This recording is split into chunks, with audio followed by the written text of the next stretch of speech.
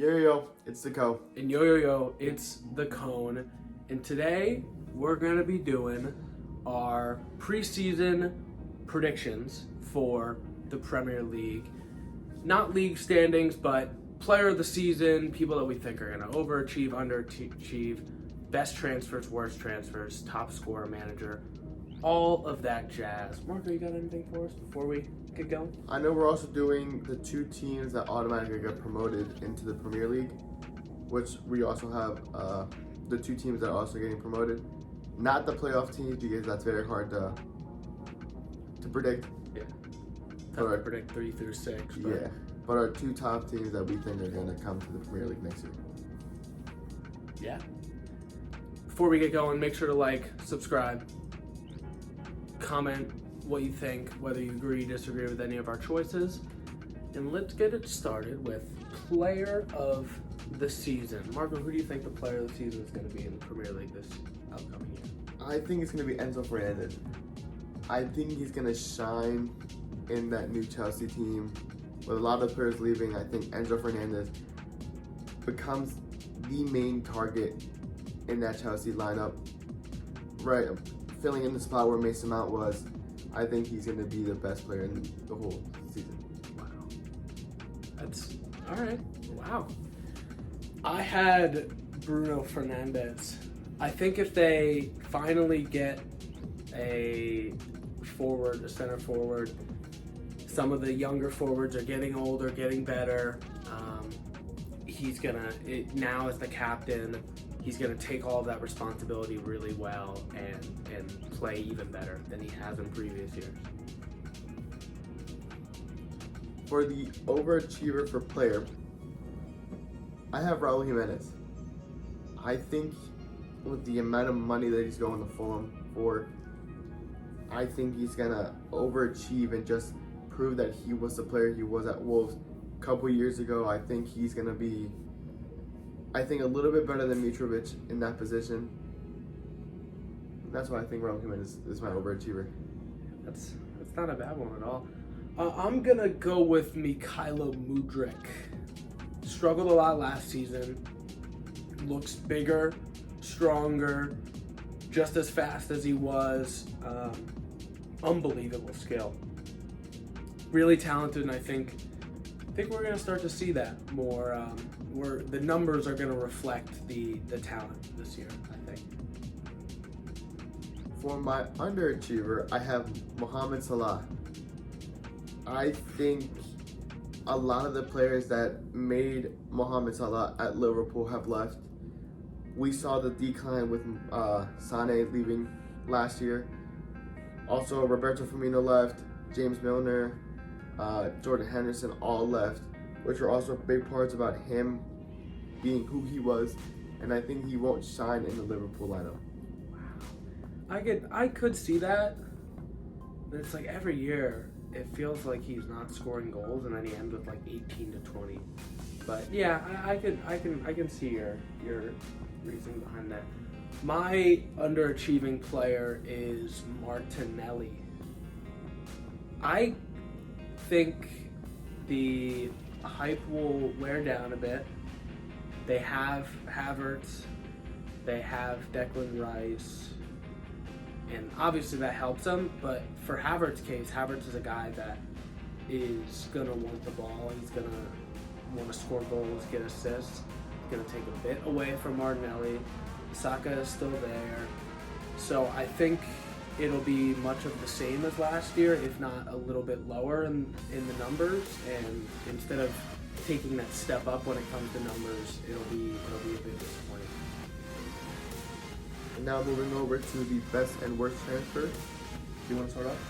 Yeah, we'll start with worst transfers just to get it out of the way. It's a bit more negative. My worst transfer is Sandro Tonali. And it's not because of how he is as a player, because he's a really good player. I don't think he wanted to leave Milan.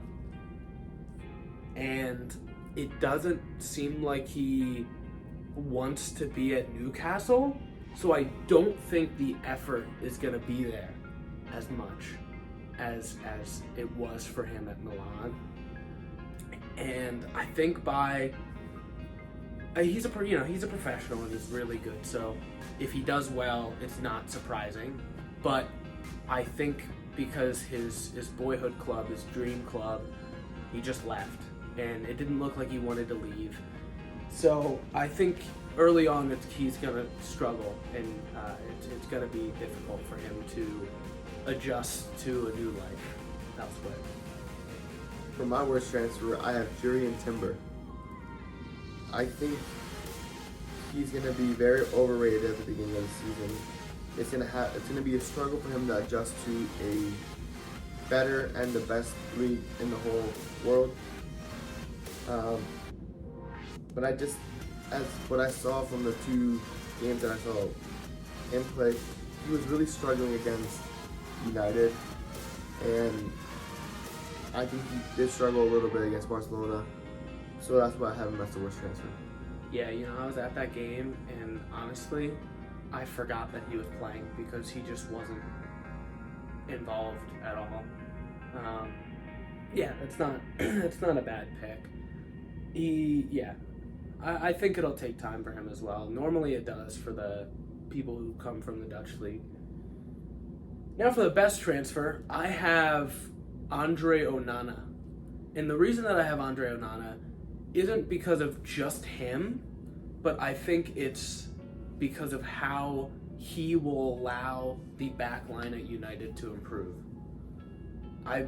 With De Gea, they had to have a really far back defensive line, had to bail him out every once in a while, just like he had to bail them out. Not that it's a shot at De Gea, but with Onana, it allows that back line to be really high up, be a lot more creative, a lot more independent, play with more freedom. So I think that will allow the team to really improve because he's there and because of his abilities. I also have a goalkeeper. I have James Trafford from Burnley. He recently just moved to Burnley from Manchester City. City never played him. He had a really good Euro, and that's why I have him as the best transfer.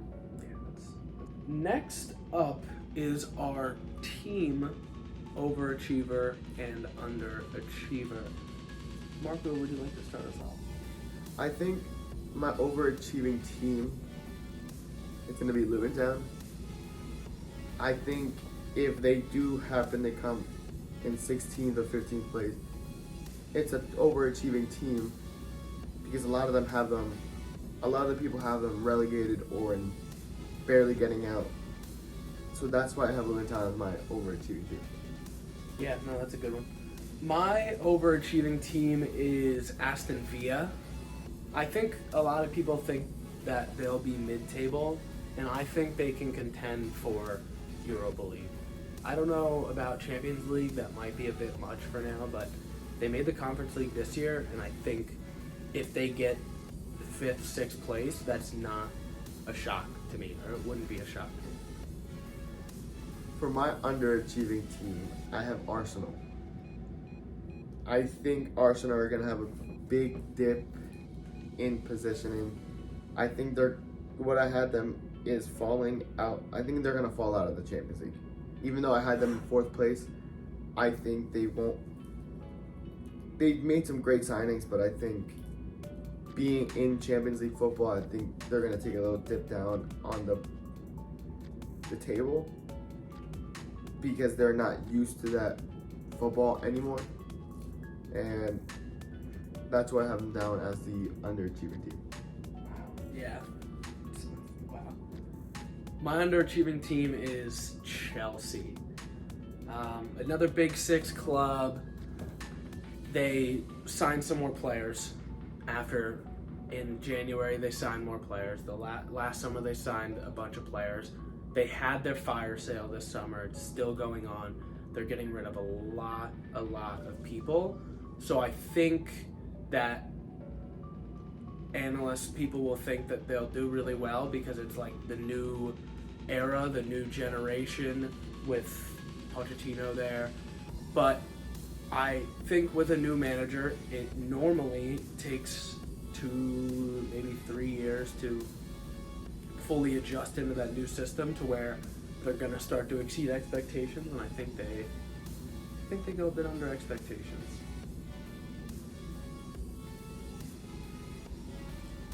Next up is our newcomer of the year. So this can be someone coming up from an academy, or it can be a transfer, younger player, first season in the Premier League, not someone that you think is going to be the best transfer, but someone that you think is going to be really nice for their first season. Marco, would you like to? Yep, I also have James Trafford there. I think he's going to make a big improvement in that Burnley side. I know he came from the academy at City, but I think he's going to have an excellent first year under Vincent Kompany. I think he's going to have an excellent year there. Not bad. He's a really good goalie. My newcomer of the year is Rasmus Højlund. He's not there yet, and I know the numbers in Serie A. It was 9 goals, 4 assists. He only played about, I think it was 20 or 22 full 90s in terms of like the equivalent, because he subbed on a lot and got subbed off a lot. Young player, and I think there's going to be a lot of moments of talent. He's gonna show that he's ready, and whether it's this year that he fully breaks out or next year, I think it's going to be at least a really nice start to his career in the Premier League. Now moving over to top scorer. Would you like to start about? I would. I have 2, because my first one is Erling Haaland, and I think that answer is a bit boring, but it's obviously not a bad guess to guess the guy that just broke the Premier League scoring record. But my non-Haaland top scorer is Bukayo Saka. He had a bit of a dip in form later in the year, but I think he continues it the entire season this year. And just scores and scores and scores, and he gets assists, does all of that. He's a great player, and I think he'll be right there for top scorer. I have Alexander Isak. I think he is going to make a big jump in that new Newcastle team. I think Tonali is going to help him a lot. I think a lot of the great signings that they have done this year is going to help him a lot. With St. Maximin out, I think he is the top 9 for them. Even though Maximin could have played in the left, but they were just switching on and off between him and St. Maximin, and I feel like now it's his team. I like that. I wasn't thinking about you, Zach. That's a nice pick. Finally, our last one is manager of the year. What can we do, manager of the year? I have Vincent Kompany. I think he's going to make a big jump in the Premier League, just coming off of winning the championship. I think if he gets a top 10, top 8 finish, he's going to be a contender for manager of the year, and he might actually win it. I also had Vincent Kompany. I think it's really similar to like Wolves a few years ago when they came up. Their first season, they were mid-table, 10th, 11th, maybe even 9th. So they're one of those teams that all season long, they looked ready for the Premier League and the Championship. Like, they looked like a team that would do really well, and Kompany is a major, major part of that. He seems to have all the tools of a great manager, not just in the Premier League, but in the world. Seems like he can really take Burnley to that high level.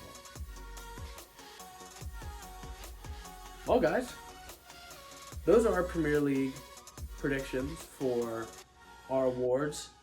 We're excited to look back on this in May or June of next year to see how well we did. I'm sure some of them are going to just be terrible. And some of them might be right. You never know. If you have any predictions for the season, that you either agree with one of us or disagree with both of us. Let us know down in the comment section below. Marco, you got anything? The 2 teams that are going to get promoted. We forgot about the 2 teams that are going to get promoted. Wow. That's very important. Marco, who are your 2 teams that you think are going to get So promoted? I have Leicester City winning the championship. Then I have Sunderland coming in second place. I think Sunderland they looked good last year. Unfortunate results in the playoffs. But they're the one playoff team that I think have a major chance of getting that second automatic promotion. That's a good one. I also have Leicester winning. I think it's going to be pretty similar to like what Burnley did last year, and that's just kind of run the table, not lose much, draw every once in a while, but they're just going to win and win and win. I'm a little conflicted on my second one because out of the teams that just got relegated, I don't think Leeds are going to get second. I don't think Southampton are going to get second. I think Sunderland's a good one. I think Middlesbrough could do it. I'm going to go Middlesbrough. They have, I kind of see them in not a similar boat, but I think they could become similar to a Burnley with Carrick as their manager. Just a really knowledgeable former player who's played under some great managers. So you really pick that up when you're with them for so long. And if you're interested in coaching, they're going to help you out. And yeah, I think Middlesbrough have a great chance of being that second place and being that automatic promotion. Now this time, if you agree or disagree with any of our stuff, put it in the comment section below. Marco, do you have anything now? Well, that's all from us. Make sure to like, subscribe. You get the gist. Until next time, see you guys later.